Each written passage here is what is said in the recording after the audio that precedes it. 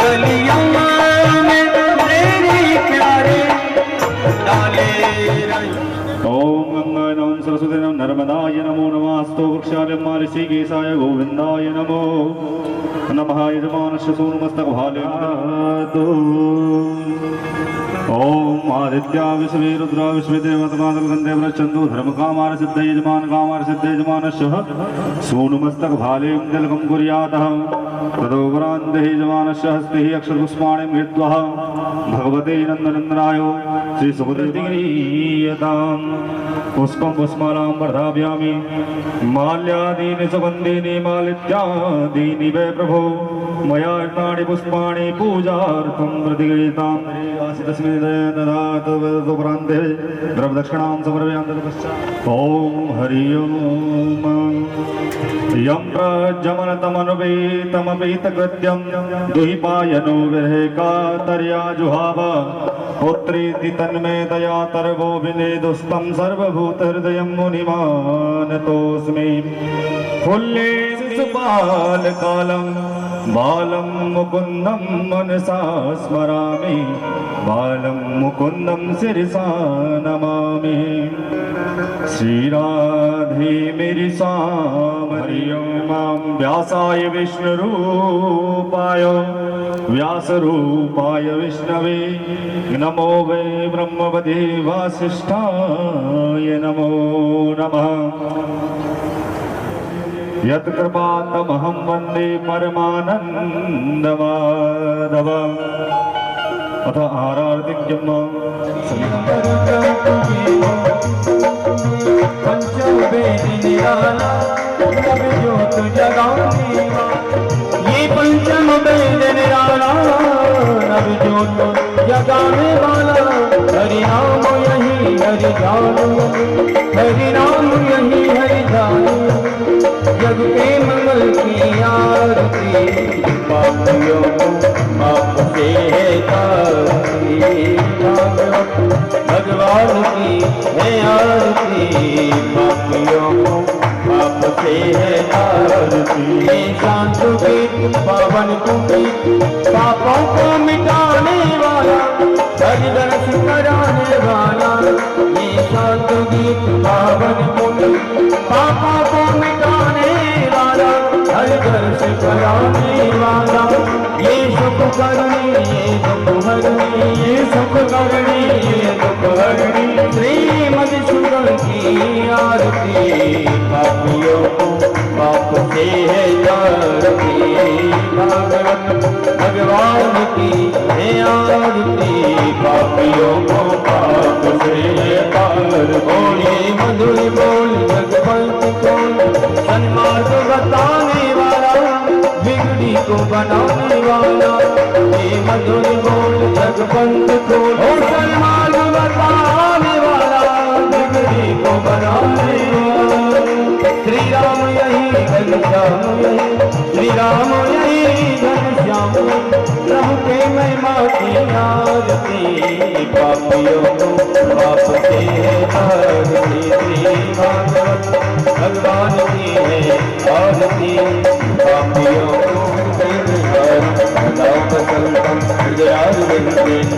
भगवानी सतनाम तुमेव माया तुमेव तुमेव विद्यारं तुमेव तुमेव सर्वं मम देव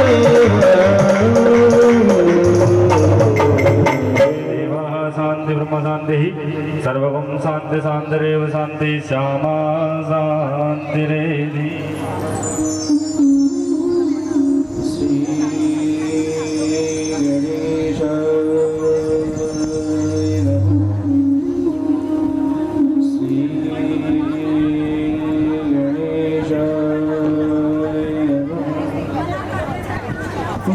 गुरुर्ब्रह्मा गुरुर्साक्षात् परं ब्रह्म तस्मै श्री गुरुवे नमः श्रीमन्नित्यनिकुञ्ज विहारिणे नमः श्री स्वामी हरिदासो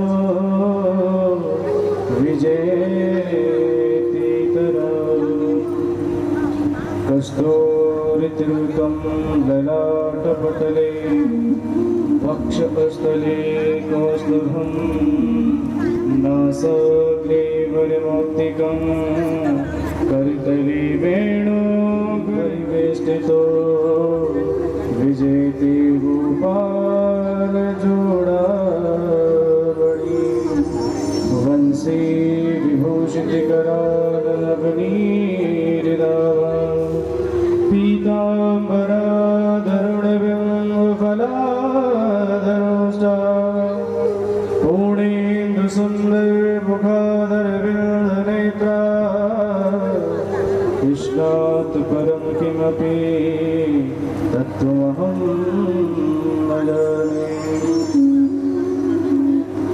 श्री राधा मेरी सोमनी और मेरा दे तेरो दान, जन्म जन्म मोहि दीजियो श्री वृंदावन वृंदावन बानिक बनो भ्रमर करे गुंजार दुल्हन प्यारी राधिका तो दुल्हा नंद कुमार। तुलसा माता की पृथ्वी माता की सनातन धर्म की संत समाज की श्री गुरुदेव जी महाराज की श्री राम बाबा की श्री हरदास जी महाराज की श्री बांके बिहारी लाल की श्री राधा रानी की जय जय श्री राधे जय जय श्री राधे जय जय श्री राधे।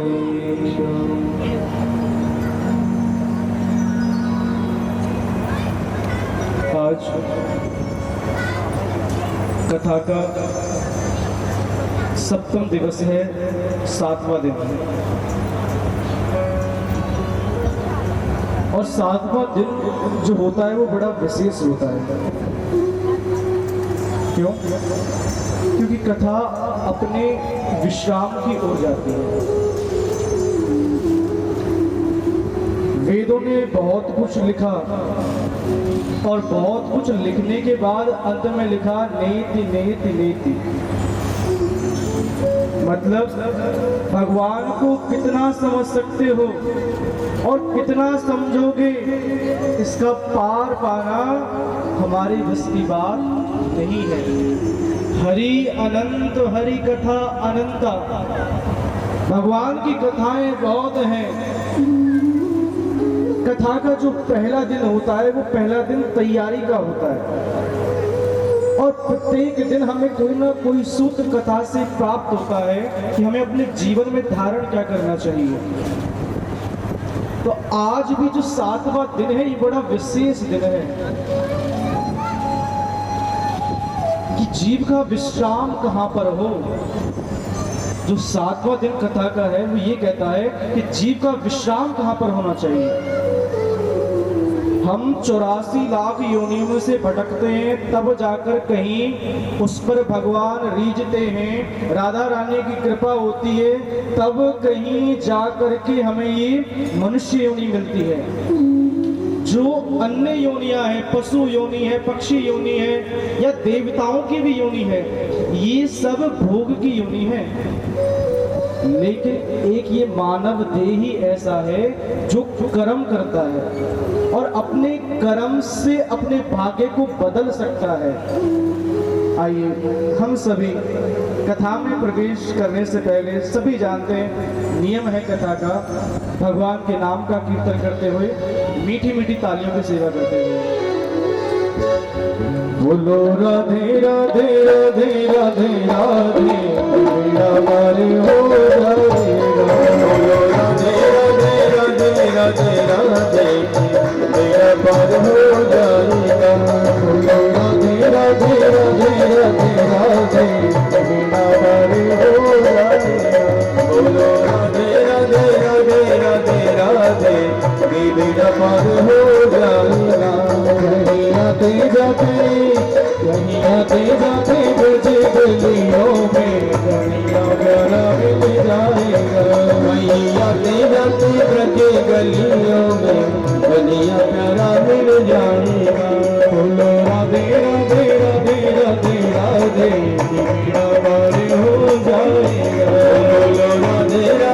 राधे राधे राधे की मेरा पार हो जाए।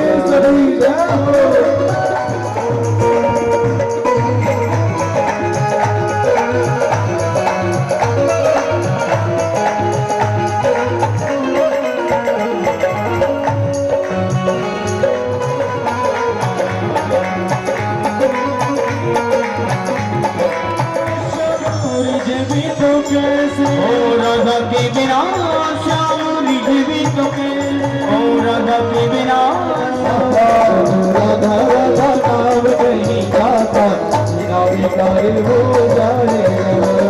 राधा राधा नाम नहीं गाता बिना विकार हो जाएगा। राधे राधे राधे राधे राधे बिना पार हो जाएगा। राधे राधे राधे राधे राधे मेरा पार हो जाएगा।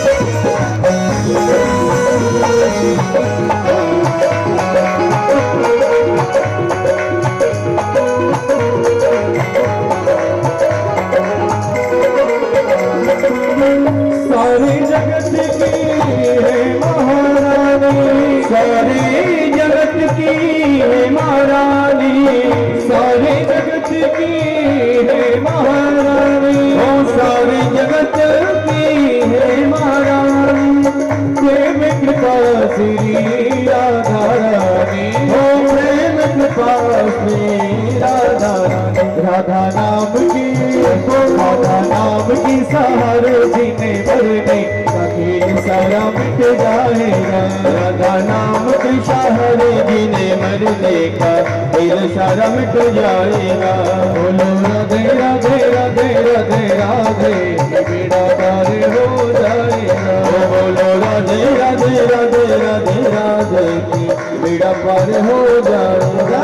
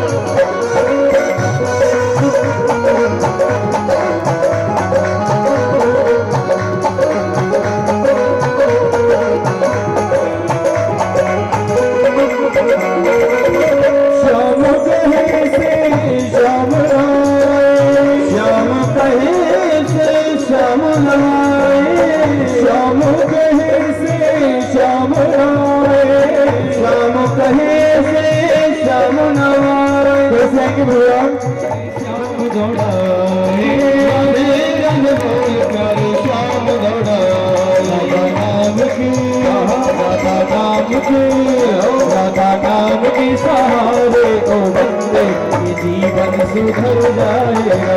राधा नाम के सहारे ओ बंदे जीवन ये सुधर जाएगा। बोलो राधे राधे राधे राधे राधे मेरा पार हो जाएगा। बोलो राधे राधे राधे राधे राधे की मेरा पार हो जाएगा। बोलो राधे राधे राधे राधे राधे मेरा पार हो जाएगा। मेरा पार हो जाएगा। मेरा पार हो जाएगा। मेरा पार हो जाएगा। मेरा पार हो जाएगा। कभी आते जाते ब्रज गलियों में कलिया करा मिल जाएगा। कभी आते जाते ब्रज गलियों में कलिया करा मिल जाएगा। बोलो राधे राधे राधे राधे राधे कि मेरा पार हो जाएगा। बोलो राधे राधे राधे राधे राधे कि मेरा हम सबने क्या श्रवण किया? किसी को कुछ याद है कि नहीं है? नहीं है? ऐसे गर्दन हिला रहे नहीं है। याद है ना, कल मीठा की मूवी हुआ था, रसगुल्ले भी खाए थे, गुलाब जामुन भी खाई थी शादी में। कल भगवान का विवाह का हम सभी ने मिलकर के आनंद लिया। मानो जैसे हमने अपनी बेटी का कन्यादान, ये सौभाग्य कभी कभी जीवन में प्राप्त होता है कि जगत जननी माँ का हम कन्यादान अपने हाथों से करें, उनको बेटी मान करके, बहन मान करके। अब भगवान की यहाँ से ग्रस्त लीला जो है वो प्रारंभ होती है। तो भगवान के कितने विवाह हुए थे? 16,108। अभी तो एक ही हुआ है कल में। अब मैं आपको बताता जाऊंगा, आप गिनते जाना उंगलियों पे कितने हो गए, और कहीं गलती हो तो बता भी देना मुझे। तो कल भगवान का माता रुक्मिणी के साथ में मंगलमय विवाह संपन्न हुआ। जो ये विवाह होते हैं, ये वैसे तो 8 प्रकार के होते हैं। एक ब्रह्म विवाह होता है, एक गंधर्व विवाह होता है, एक राक्षस विवाह होता है, और एक पिशाच विधि से विवाह होता है। तो ब्रह्म विवाह कौन सा होता है? ब्रह्म विवाह वो होता है जिसमें सर्वसम्मति से ब्राह्मण को बुला करके अग्नि के आगे फेरे लेकर के जो विवाह विधि से संपन्न होता है, उसको बोलते हैं ब्रह्म विवाह विधि। गंधर्व विवाह उसको बोलते हैं जहां पर लड़का लड़की एक दूसरे को पसंद करते हो, लेकिन माँ बाप राजी नहीं हो। आज की भाषा में आप सभी जानते हैं उसको क्या बोलते हैं, तो मुझे बताने की जरूरत है नहीं। तो उसको बोलते हैं गंधर्व विवाह। एक आता है राक्षस विवाह। इस विधि में क्या होता है कि रिश्ता तो किसी और के साथ में तय हुआ था, लेकिन कोई ऐसी घटना हो गई कि बाद में वो रिश्ता कहीं और करना पड़ गया। जैसे माता रुक्मिणी के साथ में हुआ संबंध, जो रिश्ता था वो तो जुड़ा था शिशुपाल के साथ में, लेकिन अंत में क्या हुआ? विवाह हुआ भगवान के साथ। और होता है पिशाच विवाह। इसमें क्या होता है कि लड़की का या लड़के का जबरदस्ती अपहरण करा करके बिना अनुमति के जो जबरदस्ती विवाह होता है, उसको पिशाच विवाह बोलते हैं। तो ये 4 तरह के मुख्य विवाह विधि है जिनमें विवाह संपन्न होते हैं। अब द्वारकाधीश एक बार अपने सिंहासन पर विराजमान है। तो द्वारका में है एक सत्यराजित। ये क्या है कि ये सूर्य देव के बड़े अच्छे उपासक हैं। एक दिन सूर्य की उपासना कर रहे थे कि सूर्य देव प्रसन्न हो गए, और प्रसन्न होकर के एक समयंतक मणि दी। इस मणि की बड़ी अच्छी विशेषता है कि 8 बार सोना प्रतिदिन देती है। सत्यराजित इस मणि को लेकर के बड़ा प्रसन्न हुआ, और हो तो क्यों ना हो, अरे जिस इष्ट की हम पूजा करें और वो इष्ट हमारी पूजा से प्रसन्न हो जाए, तो इससे अच्छी बात और क्या हो सकती है। आप कृष्ण भगवान की पूजा कर रहे हैं, वो प्रसन्न हो जाए, तो आपका जीवन तो सफल हो गया। ठीक इसी प्रकार सत्यराजित बड़े प्रसन्न हैं। एक बार सत्यराजित इस मणि को अपने गले में धारण करके द्वारकाधीश के समक्ष जा बैठे। तो जब राज्य सभा में मंत्रियों ने देखा कि भैया ये कौन आ रहा है, तो एक बोलता है लगता है आज तो साक्षात नारायण ही हमारी सभा में आ रहे हैं। जब पास में आया तो देखा, अरे भैया ये तो हमारा सत्यराजित है। तो सत्यराजित से पूछा, ये मणि तुम्हें कहां से मिली? तो सत्यराजित ने कहा, ये मणि मुझे सूर्य भगवान ने दी है मेरी पूजा से प्रसन्न होकर के। उसकी विशेषता भी बताती है कि ये 8 बार सोना प्रतिदिन देती है। अब एक ने कहा, मंत्री ने, देख अगर ऐसा है ना तो इस मणि को ना राजकोष में जमा कर दो। राजकोष में जमा होगी, जो सोना आएगा उस सोने से जो हमारे द्वारका में रहने वाले हैं उन सभी का विकास होगा, वृद्धि होगी, उन कार्यों में लग जाएगा। अब सत्राजित सोच रहा है मेहनत मैंने करी, पूजा मैंने करी, और ये कह रहे हैं कि मैं तो विचार करने लगा और कहने लगा प्रभु मैं अपनी पत्नी से पूछ लेता हूँ एक बार। विवाह में वचन देते हैं ना पतिदेव कि कोई भी काम होगा जमीन जायदाद का बेचना, लेन देन किसी भी प्रकार का, तो मुझसे बिना पूछे नहीं करेगा। तो सत्राजित ने कहा एक बार पत्नी की राय ले लेता हूँ, मैं दे दूंगा समय तक मणि। सत्राजित घर आया, घर आकर के बताया कि द्वारकाधीश कह रहे हैं कि ये मणि में राजकोष में जमा करवा दूं और राज्य के विकास के लिए जो धन इससे निकलेगा वो लगा देंगे। तो पत्नी ने तो साफ साफ मना कर दिया, नहीं, अरे ये मणि हमारे लिए दिए है, हम इस मणि को नहीं देंगे। अब धीरे धीरे इस बात को भूल गई। एक दिन इसका भाई प्रसेन उसी समय तक मणि को गले में पहन करके वनों की ओर चला गया और मारा गया। कई दिनों तक लौट करके नहीं आया। अब सत्राजित बड़ा घबराए कि मेरा भाई मणि पहन करके गया था और ये द्वारकाधीश कह रहे थे कि मणि यहाँ जमा करवा दो, कहीं ऐसा ना हो मेरे भाई को अकेला पा करके मणि छीन ली हो। जब ये बात अपनी पत्नी को बोली तो सत्राजित ने बहुत समझाया कि देखो ये बात किसी को बताना नहीं, मुझे तो शक है कि ये काम जरूर द्वारकाधीश ने करवाया है, लेकिन माताओं का हृदय बड़ा कोमल होता है। जितना उनको बोलते ना ये बात नहीं बतानी है, उतना ही वो उस बात को फैला देती है। ये कोई बुराई नहीं है, ये माँ के हृदय की कोमलता है कि वो बेचारी अपना दुख कैसे बांटे, कैसे समझे, वो उस हिसाब से प्रकट करती हैं। ठीक है स्वामी किसी को नहीं बताऊंगी, बोल पक्का नहीं बताऊंगी।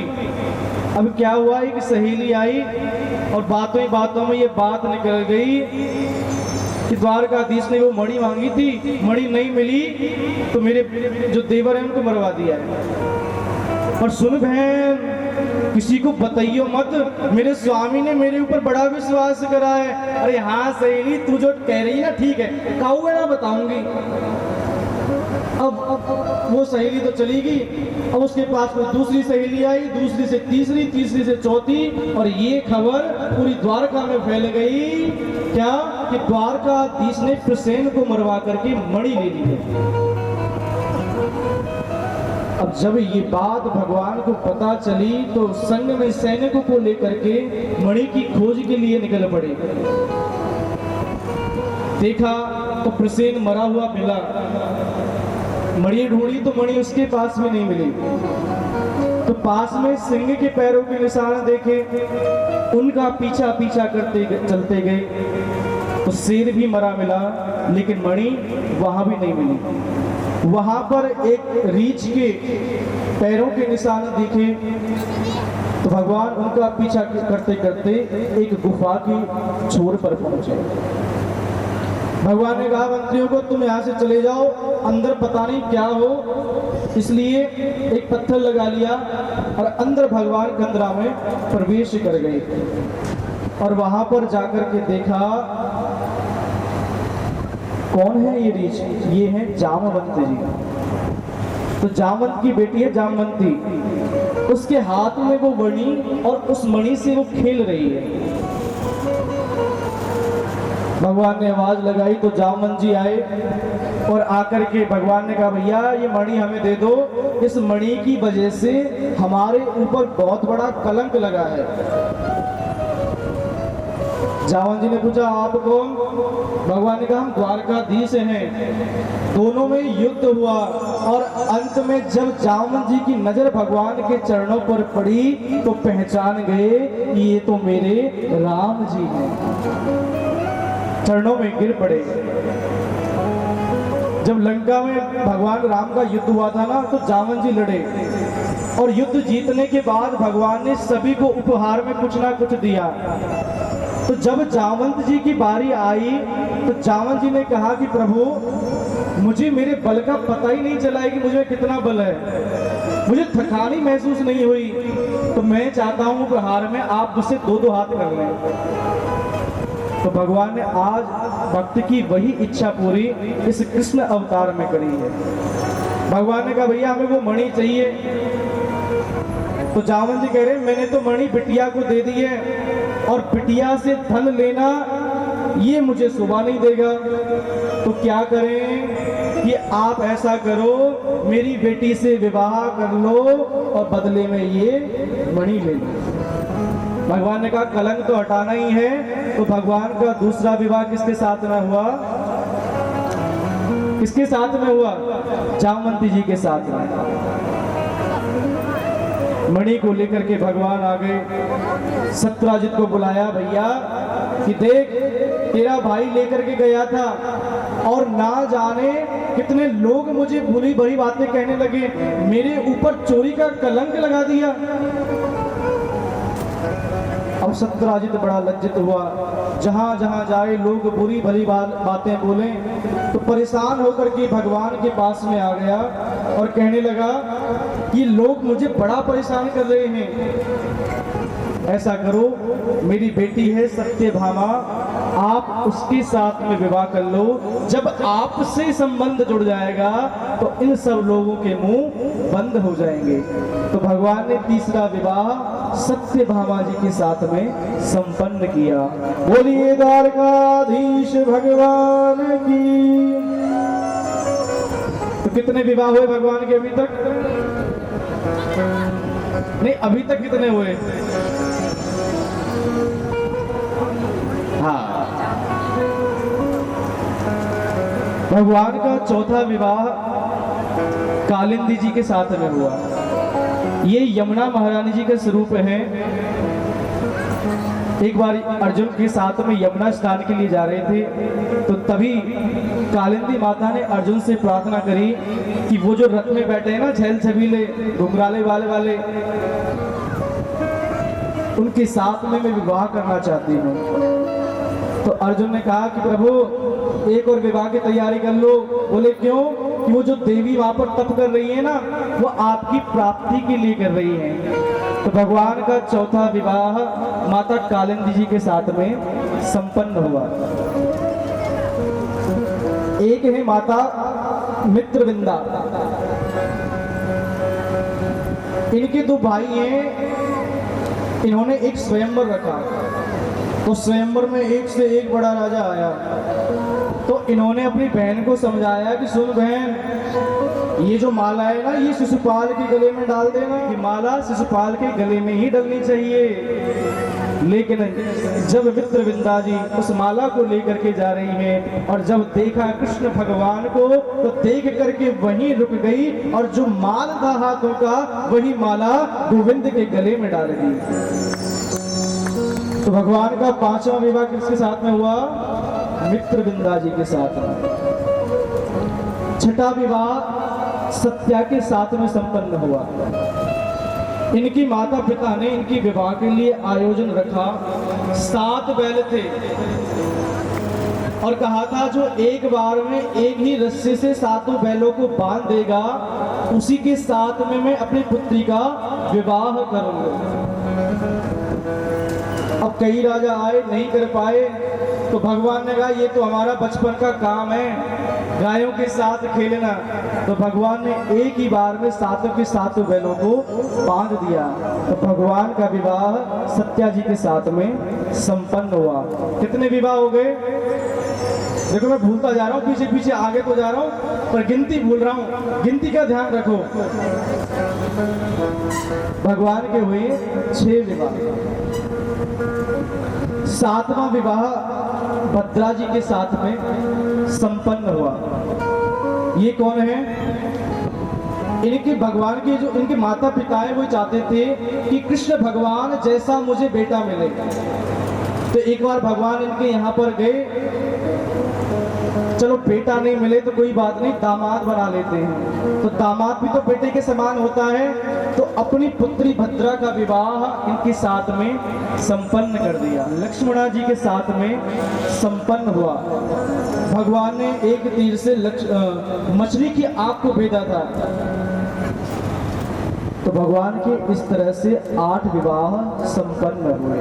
बोलिए द्वारकाधीश भगवान की जय। ये मुख्य थे 8 महापट रानियां हैं।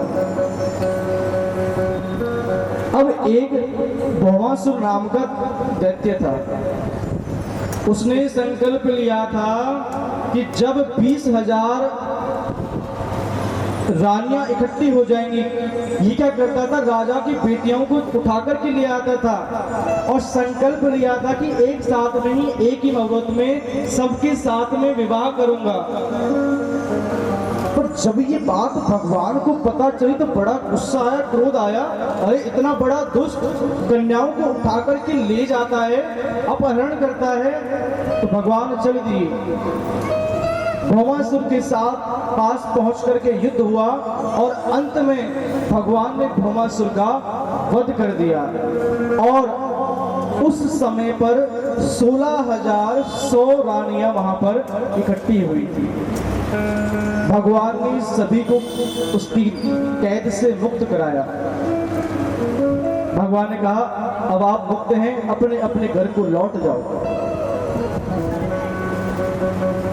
तो सभी कन्याओं ने कहा प्रभु एक बात बताइए, ये दुष्ट हमें यहाँ पर उठा के ले आया, कितना समय हमें यहाँ पर हो गया, एक बात बताओ, यदि हम घर जाएंगे क्या घर वाले हमें अपनाएंगे?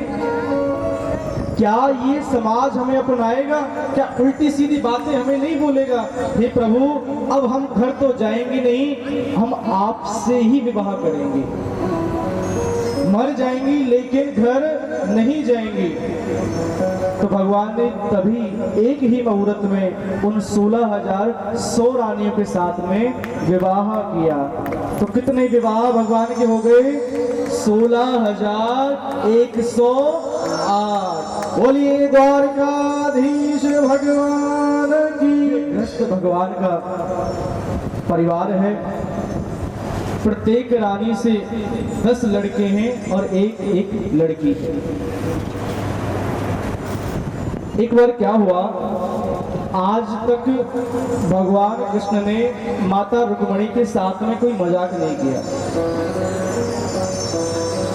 तो पहले जमाने में ना एक कोप भवन होता था, तो जो रानी रूसती थी पति देव से, स्वामी से, तो जाकर के उस कोप भवन में बैठ जाती थी। तो राजा को पता चल जाता था कि ये महारानी आज नाराज है। लेकिन भगवान कह रहे हैं कि रुक्मिणी आज तक कोप भवन में नहीं गई, उसको आज तक क्रोध कोई गुस्सा मेरे ऊपर आया नहीं। तो आज भगवान माता रुक्मिणी के साथ में थोड़ा सा हंसी मजाक किया। और स्वाभाविक भी होता है कि पति पत्नी के बीच में थोड़ा हंसी मजाक होना भी चाहिए। भगवान ने कहा रुक्मिणी सुनो, तुम्हारा विवाह कहाँ उस सुंदर गोरे शिशुपाल के साथ में होने वाला था, और कहाँ तुम मेरे इस श्याम वर्ण पर काले रंग पर मोहित हो गई और मेरे साथ में विवाह कर लिया। कहाँ शिशुपाल का वैभव इतना शक्तिशाली और कहाँ मैं ग्वारिया। मुझे तो लगता है कि तुमने मेरे साथ में विवाह करके अपने जीवन की गलती कर दी है। और जब माता रुक्मिणी ने ये बात सुनी कि आज प्रभु कैसी कैसी बातें कर रहे हैं और मैंने अपने जीवन की भूल कर दी है, जब ऐसे कठोर वचन भगवान के सुने ना, तो माता रुक्मिणी बेहोश हो गई। अब भगवान को लगता है कुछ मजाक में ज्यादा ही बोल दिया है। चतुर्भुज रूप बना करके माता रुक्मिणी को गोद में उठाया, पंखा हिलाया, तब जाके माता को कहीं होश आया। और भगवान क्षमा मांग रहे हैं, देवी क्षमा कर दो, मेरे मुंह से अगर कुछ हंसी मजाक में ज्यादा निकल गई हो तो। तो माता रुक्मणी कहते हैं, प्रभु आपने बिल्कुल सत्य ही तो कहा है। अरे संसार की ऐसी कौन सी स्त्री नहीं होगी जो आपसे विवाह नहीं करना चाहेगी, और मेरी इसमें क्या गलती है? आपका जो मुख है वो है ही इतना सुंदर, है ही इतना दिव्य, और आपकी लीलाओं को, कथाओं को सुनकर के कौन ऐसा नहीं होगा जिसका हृदय नहीं पिघल जाएगा।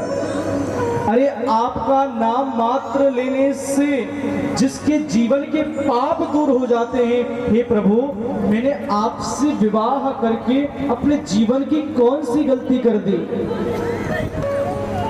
और आप कहते हैं कि आप उस जरासंध के डर से और यहाँ समुद्र के किनारे आकर के बस गए हैं। तो एक बात बताइए प्रभु, ये जितने भी नदियां हैं इन सभी का अंत कहाँ पर होता है?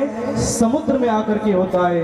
तो आप यहाँ समुद्र के किनारे आकर के रहने लगे, तो इसमें कौन सी बड़ी बात?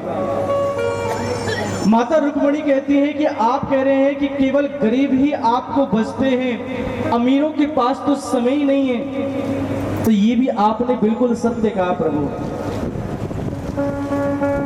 जब व्यक्ति के ऊपर विपदा, कोई कष्ट, कोई दुख आता है ना, तभी भगवान की याद आती है कि हाँ भगवान है। लेकिन भगवान जब पैसा दे देते हैं, धन दे देते हैं, तो उसी भगवान को भूल जाते हैं।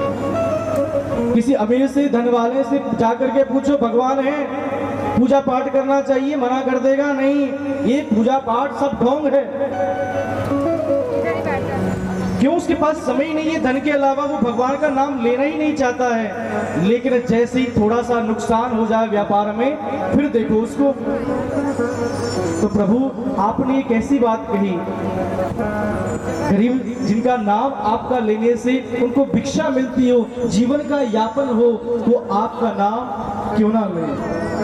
और प्रभु शुक्र करो काले हो, तब जाकर के 16,108 विवाह हुए हैं। और गलती से यदि लड़की हो जाते ना, तो राजाओं की गर्दन पे तलवारें चल जाती। मुझे विवाह करना है, मुझे विवाह करना है। तो कैसी दिव्य जोड़ी है भगवान की, आइए श्रवण करते हैं।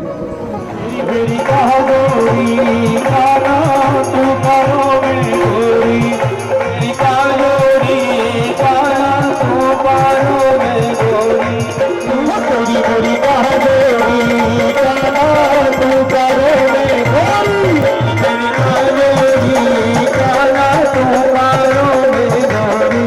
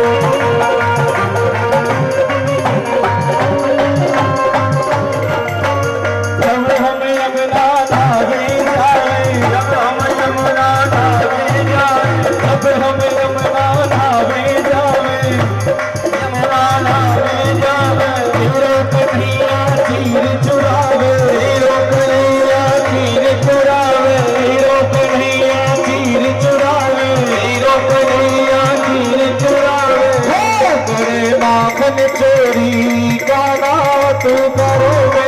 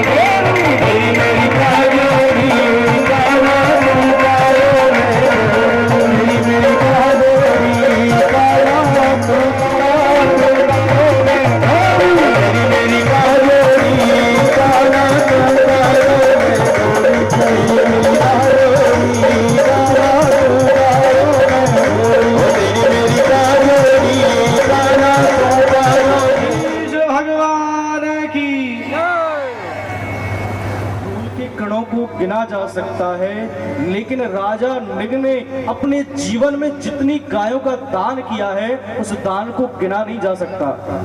इतनी अनंत गायों का दान राजा निग ने किया है। अब ये कैसे संभव है? प्रसव काल के समय पर यदि गोदान किया जाए तो वो गोदान अनंत गोदान फल के बराबर होता है। तो उसी समय राजा नृग इन गायों का दान करते थे।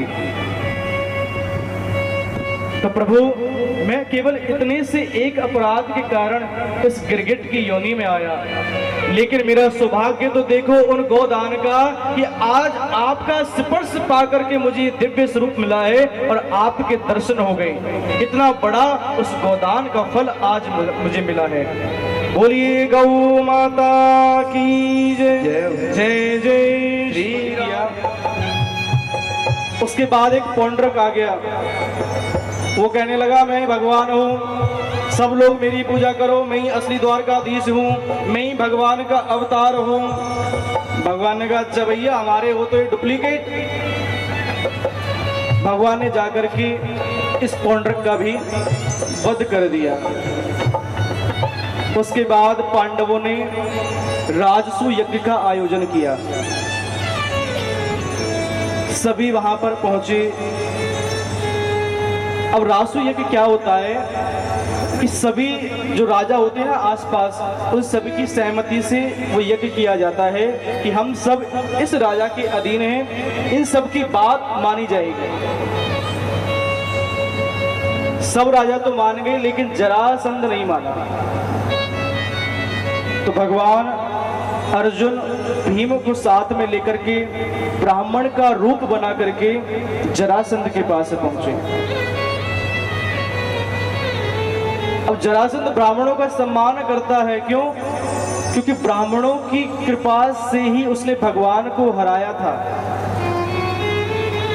सत्कार करता है। जैसे ये तीनों ब्राह्मण इस जरासंध के द्वार पर पहुंचे तो खूब अंदर स्वागत सत्कार किया, लेकिन जब चरण दबा रहा था, चरण सेवा कर रहा था, तो पहचान गया। इसने बोला कि आप ब्राह्मण हैं और ब्राह्मण को मैं जरूर यहाँ से कुछ ना कुछ दे करके भेजता हूँ, आप बोलिए क्या चाहते हैं। तो भगवान ने कहा कि हम तुम्हारे साथ युद्ध करना चाहते हैं। जरासंध ने कहा, ये तो ब्राह्मण के विचार हो नहीं सकते हैं। तो पहचान गए। तो कहा कि तुम्हारे साथ तो मैं युद्ध करूंगा नहीं। क्यों? क्योंकि आप तो पहले ही युद्ध को छोड़ करके भाग चुके हो। अच्छा, अर्जुन के साथ कर लो। बोले नहीं, अर्जुन के साथ भी नहीं करूंगा, ये बेचारा दुबला पतला, और कहा मैं इतना बलशाली। हाँ, ये जो भीम है ना, ये मेरी टक्कर का लगता है। तो जरासंध और भीम का युद्ध हुआ। अंत में भगवान ने भीम को बोला, जब थक गया भीम, जरासंध मर ही नहीं रहा था, कि मेरे ऊपर दृष्टि रखना और जैसे जैसे मैं करता जाऊं वैसे वैसे करना। भीम ने भगवान के ऊपर दृष्टि रखी और अंत में जरासंध को दो टुकड़ों में चीर करके एक हिस्सा आगे फेंक दिया, एक पीछे की ओर विपरीत दिशाओं में फेंक दिए। फिर वो जुड़ नहीं पाया और उसका राज मुकुट लेकर के ही इस राजसूय यज्ञ में आ पहुंचे। बोलिए द्वारकाधीश भगवान की। कि द्वारकाधीश भगवान यहाँ पर ऐसे नजर आ रहे हैं जिनका यहाँ पर सर्वप्रथम पूजन होना चाहिए।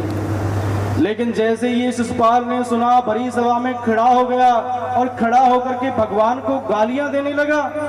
अरे ये ग्वाला, ये चोर, ये वस्त्र चुराने वाला, ये माखन चुराने वाला, इसकी पहले पूजा की जाएगी। ये कामी, ऐसे करते करते भगवान को गालियां दिए जा रहा है और भगवान शांत चित्त होकर के उन गालियों को सुन रहे हैं और उंगलियों के ऊपर गिन रहे हैं, 1 2 3 4। क्यों? बात तो मैं क्षमा कर दूंगा, लेकिन जैसे ही एक ज्यादा हुआ तो मैं छोड़ूंगा नहीं। लेकिन शिशुपाल तो भरा बैठा है, बोलता ही जा रहा है, बोलता ही जा रहा है। और जैसे ही 100 गालियां पूरी हुई, अगली देने को हुआ तो ऐसे ही सुदर्शन चक्र से भगवान ने इसके गले का भेदन कर दिया। बोलिए। परीक्षित पूछते कि महामुनि सुखदेव जी, कि भगवान की किसी ऐसे उदार हृदय वाले भक्त का कोई कथा हमको सुनाएं जिस पर रीझ करके भगवान मोहित हो गए हों, उसकी उदारता को देख करके। तो महामुनि सुखदेव जी ने सुदामा का चरित्र सुनाया।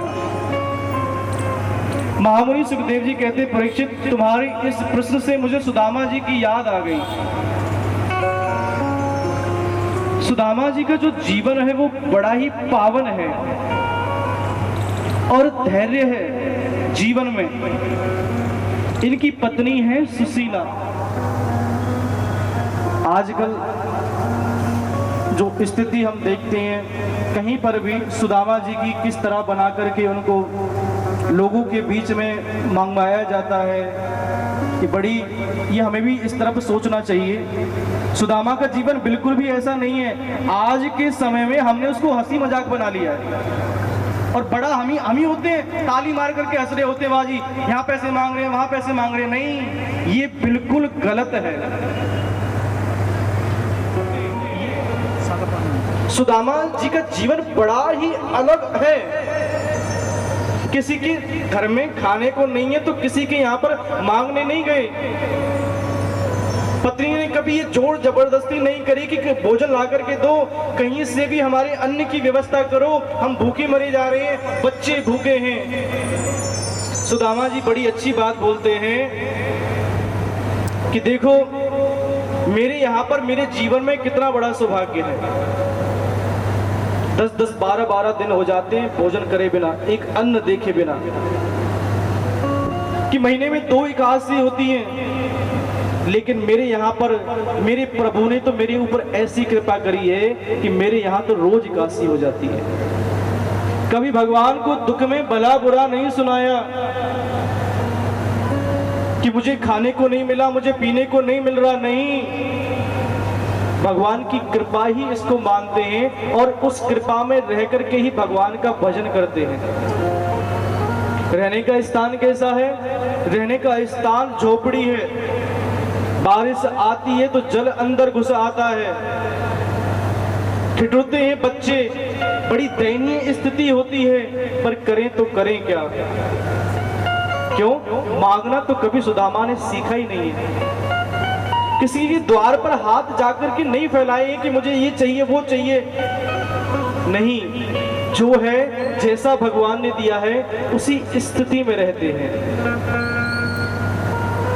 धोती है बीच जगह से फटी हुई है, कोई बात नहीं, पर हाँ इतना दुख होने के बाद भी कभी भी उन्हें भगवान को कभी भला बुरा नहीं कहा।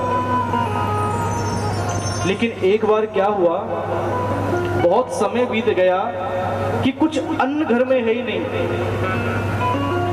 बच्चे कब तक भूखा रहेंगे? तो सुशीला एक सहेली के यहाँ पर गई तो बता रही थी उसको। तो उसकी सहेली ने कही, अरे बहन एक बात बता, तेरे जो स्वामी सुदामा हैं उनके मित्र तो द्वारकाधीश हैं। अरे एक बार अपने स्वामी को जाकर के बोलो सुदामा जी को कि द्वारकाधीश से मिल करके आए, क्योंकि जब उनको पता चलेगा ना तो तेरे जीवन की जो स्थिति है ना, ये गरीबी, ये सब गरीबी दूर हो जाएगी। सुशीला बोली कि मेरे स्वामी बिल्कुल भी नहीं जाएंगे और धन की इच्छा से तो वहां पर सोचेंगे भी नहीं अपने मन में, वो जाने वाले नहीं है। सहेली ने कहा एक बार तू जाकर के बोल तो सही, क्या पता मान जाए, मित्र हैं, मिले हुए बहुत समय हो गया है। ठीक है सहेली, मैं प्रयास करती हूँ। सुशीला आई, सुदामा जी भजन कर रहे हैं, आकर के बोली कि स्वामी मैंने सुना है कि आपके मित्र द्वारकाधीश हैं। सुदामा जी ने कहा हाँ बिल्कुल, तो आपका कभी मिलने का मन नहीं करता उनसे? तो सुदामा जी कहते हैं देखो मैं तो यहाँ पर बैठ करके ही उस द्वारकाधीश का ध्यान करता रहता हूँ, तो भला मिलना कैसा? मेरा चिंतन तो हमेशा उन्हीं में लगा रहता है। और ये चिंतन तो ठीक है, कम से कम एक बार जा करके अपने मित्र से मिल तो लेते। अरे हाल चाल पूछ करके आ जाओ। मैं तुम्हें थोड़ी कह रही कि हमें भी साथ में लेकर के चलो, अरे आप ही होकर के आ जाओ। सुदामा जी ने कहा हो तो मैं आऊं, पर मित्र के यहाँ, सगे संबंधी के यहाँ जब जाते हैं ना तो कुछ ना कुछ लेकर के जाते हैं, और तुझे तो पता है कि हमारे घर में अन्न का एक दाना भी नहीं है, तो खाली हाथ कैसे जाऊंगा। तब सुशीला जो पड़ोस के घर से वहां से थोड़े थोड़े चावल लेकर के आई, एक पोटली में बांधा और बांध करके सुदामा जी को दे दी। सुशीला एक घर से भी चावल लेकर के आ सकती थी, लेकिन वो जगह जगह से लेकर के चावल उसने इकट्ठे किए। क्यों? क्योंकि वो जानती है जब गोविंद इन चावलों को देखेंगे तो जान जाएंगे ये चावल, एक मुट्ठी चावल भी सुदामा के घर के नहीं है। क्यों? किसी के घर में बासमती चावल है, किसी के घर में टुकड़ी चावल है, किसी के घर में महाराज ब्राउन राइस, तरह तरह के चावल होते हैं। कि प्रभु मेरे जब इन चावलों को देखेंगे तो समझ जाएंगे कि चावल भी सुदामा के घर के नहीं है। बांध करके पोटली दे दी। सुदामा जी उस पोटली को लेकर के चल दिए हैं। अब ये नहीं पता है कि द्वारका कहाँ है, कैसे जाना है, नहीं, केवल अपने गोविंद का ध्यान करते हुए चले जा रहे हैं। चलते चलते थक गए, रात हुई, एक वृक्ष के नीचे सो गए। तो भगवान कृपालु हैं, भक्त वत्सल हैं। भगवान ने ऐसी कृपा करी, ऐसी कृपा करी कि जब सवेरा हुआ सुदामा जी उठे तो देखा, और देख करके देखते ही रह गए। क्यों? जब सोए थे तो जंगल थे, वृक्ष थे बड़े बड़े, लेकिन जब आंखें खुली तो ये ऊंचे ऊंचे महल, ये अटारी देख करके शहर की उस द्वारका की चकाचौंध को मुग्ध हो गए। अब मन में विचार करें मैं कहाँ आ गया। एक व्यक्ति जा रहा था, उससे पूछा भैया क्या यही द्वारका है? तो गुजरात की एक भाषा होती है ना, कौन सी, छह लगाने की। तो उसने बोला द्वारका 6। अब सुदामा जी गए, हम तो एक द्वारका के चक्कर में आए थे और ये कह रहे हैं कि द्वारका 6। अरे ये वही द्वारका है ना जहाँ पे मेरा कृष्ण जहाँ का राजा है। अब वहां पे तो सब भगवान को द्वारकाधीश के नाम से जानते हैं। अब कहीं जाए तो पूछे कैसे, पता तो पता कैसे करें। अब द्वारका 6 चल रहे हैं आगे, तो एक व्यक्ति ने उनको द्वारकाधीश के महलों की ओर भेज दिया कि यहाँ के जो राजा हैं द्वारकाधीश, आप उनके पास जाइए। अब सुदामा जी द्वार पर पहुंचे हैं तो वहां पर जो द्वारपाल हैं उनसे जाकर के कहने लगे कि मुझे मेरे कृष्ण से मिलना है। सुदामा जी की ऐसी हालत है कि कृष्ण बोलने में भी उनकी जबान लड़खड़ा रही है। जब द्वारपालों ने सुदामा जी के रूप को देखा, सुदामा जी कह रही वो मेरा मित्र है बचपन का, मैं उससे मिलने के लिए आया हूं। लेकिन द्वारपाल ने जब स्थिति देख रहे हैं, एक फटी सी धोती पहनी हुई है, न शीश पे कुछ है न पगों में कुछ है, कहां हमारे द्वारकाधीश और कहां ये ब्राह्मण। अरे ब्राह्मण ऐसा करो, यहाँ से वहां भवन में चले जाओ, अन्न भवन में, वहां पर बहुत अच्छा भोजन चल रहा है, जाकर के भोजन कर लो, तुम्हारा पेट भी भर जाएगा और दक्षिणा भी मिलेगी, जाओ जाओ यहाँ से। सुदामा जी ने कहा अरे वो मेरा मित्र है, मैं उससे कुछ लेने नहीं आया हूं, बल्कि उसको कुछ देने आया हूं। एक बार जाकर के मेरे कृष्ण से जाकर के कह दो कि मैं उनसे मिलने के लिए आया हूं, मैं सुदामा हूं, मेरे बचपन का मित्र है, तुम मेरा नाम एक बार जाकर के लोगे तो जान जाएंगे, इसलिए एक बार। अब एक द्वारपाल को थोड़ी सी लगा कि मुझे जाकर के प्रभु को बोलना चाहिए। जाकर के पहुंचा द्वारकाधीशनाथ के पास में। तो जब ये द्वारपाल बोलने लगा कि प्रभु आपसे मिलने के लिए कोई आया है, भगवान ने कहा कौन आया है? अरे हमसे मिलने के लिए तो रोज कोई ना कोई आता ही रहता है, कोई विशेष है क्या? द्वारपाल कहता है हाँ महाराज बिल्कुल विशेष है। अच्छा ऐसा कौन विशेष है? तो द्वारपाल सुनाता है, शीस पगा ना जगा तन में, कि प्रभु न शीश में कुछ है न तन पे उसने कुछ पहना हुआ है। शीश पगा ना जगा तन में प्रभु, जाने को आहे बसे की ग्राम, धोती पटी सी लुटी दुपटी। एक धोती पहने हुआ है, और कैसी धोती है? जो कई जगह से फटी हुई है। अच्छा भगवान ने सुना कि मेरी द्वारका में ऐसी स्थिति, मुझे खबर भी नहीं, मुझे पता भी नहीं कि इतनी गरीबी मेरे राज्य में। और बताओ, तो द्वारपाल कह रहा है अरुपाए उपारन की नहीं सामा, कि पैरों में भी उसने कुछ पहना नहीं हुआ है, नंगे पैर है। अच्छा भैया बताओ और कौन है? नाम क्या है उसका? कौन है वो? कहां से आया है? द्वार खड़ो द्विज दुर्बल एक, कि प्रभु वो एक ब्राह्मण है। अच्छा कौन है? रहो चकी देख वसुध अभिरामा, कि इस द्वारका की नगरी को देख करके चकाचौंध हो गया है, चारों तरफ देखता ही हुआ जा रहा है। अच्छा उसे नाम बताओ ना, नाम क्यों नहीं बता रहे हो तुम?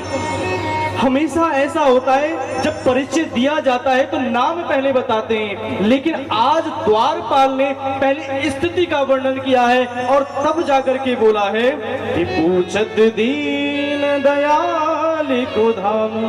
वो अपने कृष्ण के धाम का पता करते हुए और कह रहे हैं द्वारपाल कि नाम बोल भैया, नाम बोल। तो द्वारपाल कहता है इतनी भगवान अपनी राज गद्दी से कूद पड़े, सुधामा सुधामा सुधामा